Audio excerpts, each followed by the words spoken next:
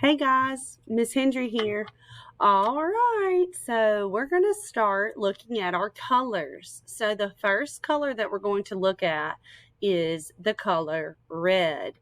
Red, ed, red, R-E-D, red. This is the color red.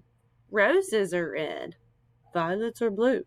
Roses are red. This paint splotch is red. Look at the red paint on this paintbrush. Let's look. Here are some things that are red. Can you think of some things that are red around you?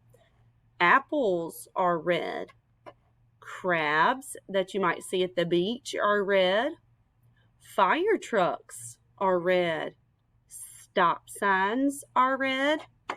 Ladybugs are red. And yummy, yummy strawberries are red. Think about things that are around you. Look around your room and try to show your mom or your dad things that are red in your room or your house. Next time you're in the car, try to look out the window and find things that are red. That's a great way to help you remember the color red. All right, so this says drag the X on the objects that are not red. So they're not red. All right, so this apple, is this red? Yeah, it's red. This fire truck, is it red? Yeah, it's red. This ladybug, is it red?